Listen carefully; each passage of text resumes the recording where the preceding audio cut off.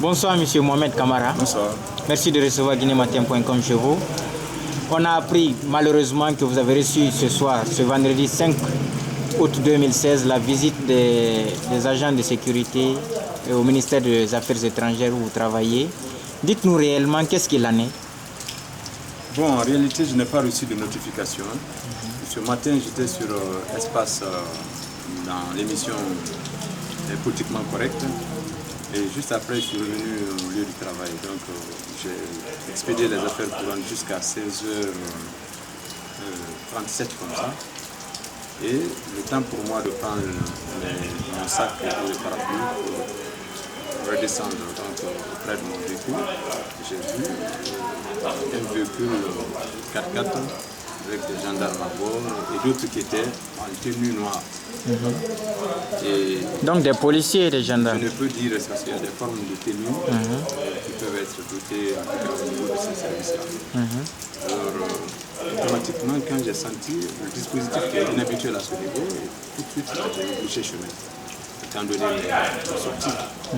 Mais par le passé, je n'ai pas reçu quand même d'intimidation ni de notification. Donc, c'est après mon retour que j'ai compris des gestes qui étaient en direction. Alors, automatiquement. Des gestes comme quoi? Vous indexez? M'indexant, voilà, m'indexant.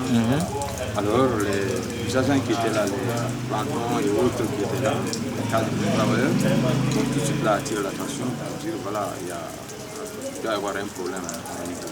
Alors, je suis remonté, les cadres maintenant venaient en bas pour demander toujours des informations prédéfinies. Entre-temps, j'ai eu l'appel du commandant Barry, parce que je n'avais pas émis d'appel. Le commandant Barry qui me dit qu'il a reçu et qu'il semble que je suis en train d'être inquiété par des agents en uniforme.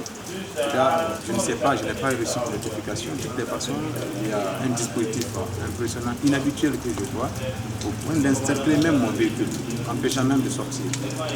Alors, il dit à lui qu'il est au courant avec un certain mandou.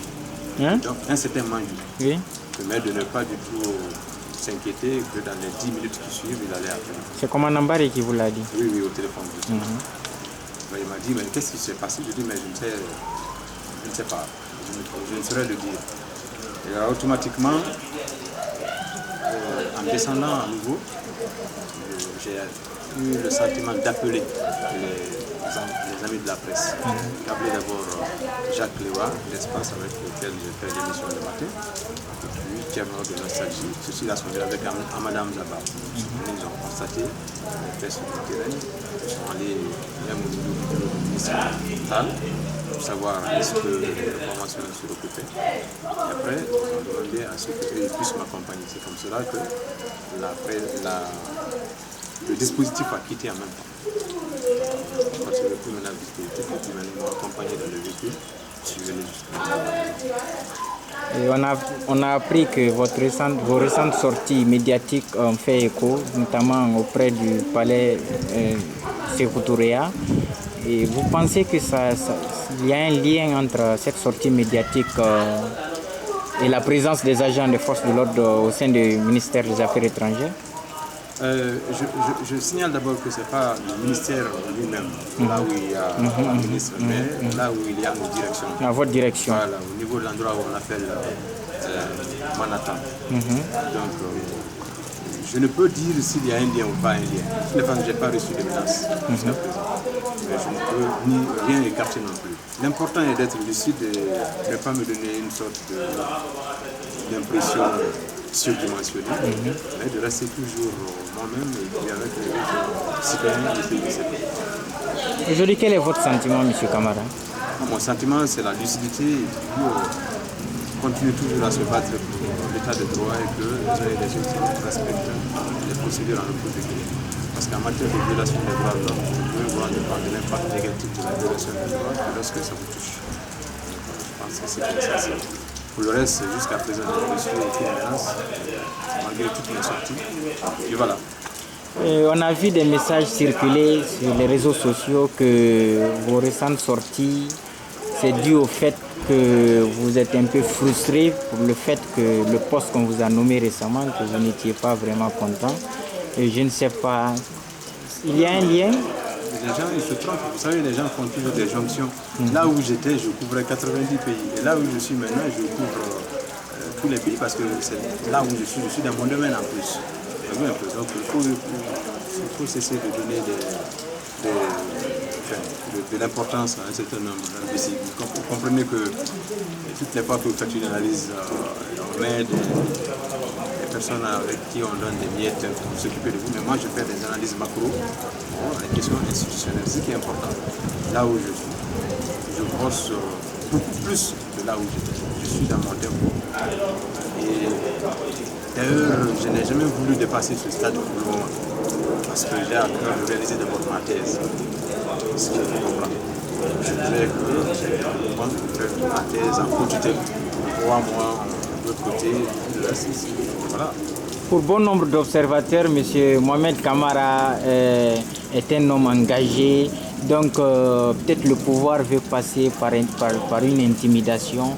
Est-ce que c'est le même Mohamed Kamara qu'on verra dans les jours à venir s'exprimer notamment l'article 22 de la Constitution, l'article 22 de la Constitution impose à chaque citoyen de promouvoir les valeurs démocratiques et la tolérance. Je pense qu'il faut rester simplement derrière cela. C'est tout. Pour le reste, jusqu'à ce qu'il y ait des notifications officielles, il faut rester soi-même tout en respectant les textes de loi. Monsieur Kamara, aujourd'hui, bon, on tend vers la fin de cet entretien. Je ne sais pas si vous aviez un dernier mot, notamment à l'endroit de la population guinéenne et surtout, voilà, et celle étrangère. Voilà, les Guinéens de l'étranger, parce que guinématin.com quand même est un média, voilà. Donc, voilà, nous sommes sur Internet, disons. Et quel message avez-vous aujourd'hui à lancer à l'endroit de nos compatriotes qui vivent à l'étranger notamment, monsieur de la Guinée? Bon, quel message je peux lui dire? Simplement la paix et puis continuer toujours à promouvoir les valeurs démocratiques. C'est inconcevable que l'on soit dans notre pays, qu'il y ait toujours des tensions et que tout le monde se mette à la réserve de la République sans quand même diffuser le droit. Il ne faut pas du tout, quand le pays te forme et que tu te sens redevable au niveau du pays, il faut justement il faut être efficace à soi, à sa famille et à sa nation une fois qu'on a une petite formation. Et puis après, le reste, chacun va jouer sa partition. Je pense que c'est ce qui est important. Mais le grand message que je veux lancer, c'est de demander au pouvoir public d'aider à pacifier le pays et de s'occuper du pays pour ne pas laisser le pays dans les mains des turiféraires qui peuvent lui tromper. Ils peuvent le tromper, je veux dire, qui peuvent passer par tous les moyens nécessaires pour intimider. Mais je pense que ce n'est que passager, voilà, c'est passager simplement. Le reste, c'est d'être constant. Et dans la vie, il faut que chacun reste soi-même. C'est ce qui est important. Monsieur Mohamed Kamara, merci d'avoir répondu à nos questions. Toute la rédaction de guinématin.com vous souhaite un bon courage. Merci. Oui, merci beaucoup à vous aussi.